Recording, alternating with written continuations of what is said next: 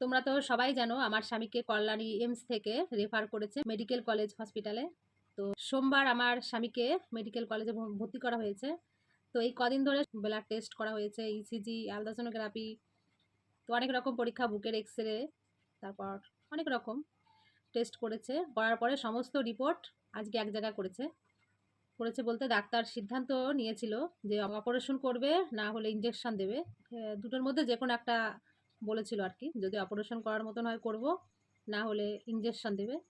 ডাক্তাররা ফাইনাল সিদ্ধান্ত নিয়েছে যে ইঞ্জেকশনটা দেওয়া হবে, অপারেশনটা ক্যান্সেল করে আপাতত। আজকে আমরা দুজন যখন ডাক্তার কাছে জিজ্ঞাসা করছিলাম যে ডাক্তারবাবু কী সিদ্ধান্ত নিয়েছেন, তখন ডাক্তার বলল ইঞ্জেকশন দেওয়া হবে। এই ইঞ্জেকশনটা নাকি একটা খুবই মানে দামি ইঞ্জেকশন। কালকে আমার স্বামীকে সেই ইঞ্জেকশনটা দেওয়া হবে। তো ডাক্তার একটা কথা আমাদের বলেছে, আমি বলেছিলাম যে ডাক্তারবাবু আগের বারও তো ইঞ্জেকশন নিয়েছে, ঠিক হয়নি, তো এবারে ইঞ্জেকশনটা নিলে কি একটু ঠিক হবে? আমাদের একটু আশা তো দিন, আমি এরকম বললাম। তো ডাক্তার তখন বলছে যে সবই ঈশ্বরের হাতে, ঈশ্বরকে ডাকো যাতে ইঞ্জেকশনে সুস্থ হয়ে যায়, ভালো হয়ে যায়, ঈশ্বরকে ডাকো। তো এই কথা ডাক্তার আমাকে বলেছে। তো আমি তোমাদের বলবো একটা কথা, তোমরা যারা আমার ভিডিও দেখো, তো সবার কাছে আমার অনুরোধ, তোমরা যে যেখানে আছো শুধু একটু প্রার্থনা করো যাতে আমার স্বামীর এই ইঞ্জেকশনটা নিয়ে যেন সুস্থ থাকে, ভালো থাকে। ওই মানুষটার মুখের দিকে তোমরা বিশ্বাস করবে না, আমি এক বিন্দু তাকাতে পারি না। যে এত কষ্ট পাচ্ছে মানুষটা, এত কষ্ট, জানি না কেন ঈশ্বরের চোখে পড়ছে না এই কষ্টটা।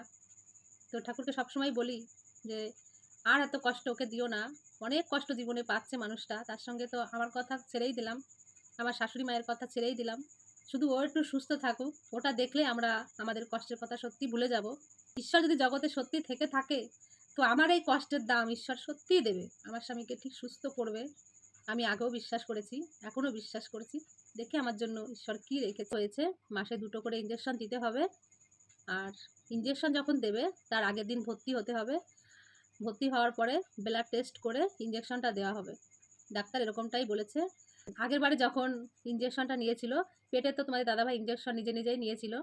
তো এবার আর পেটে নেবে না, এবার স্যালাইনের মাধ্যমে ইঞ্জেকশনটা দেওয়া হবে। তেমনটাই ডাক্তার বলেছে। ইঞ্জেকশনটা দিয়ে একদিন রেখে তারপর ওকে ছুটি দেবে সম্ভবত, এরকম কথাই বলেছে ডাক্তার। তো এটাই তোমাদের সামনে এখন বলতে আসলাম। তোমরা সবাই দূর থেকে যে যেখানে আছো, সবাই একটু মন প্রাণ থেকে ওকে একটু আশীর্বাদ করো যাতে ইঞ্জেকশনে ও সুস্থ থাকে, ভালো থাকে।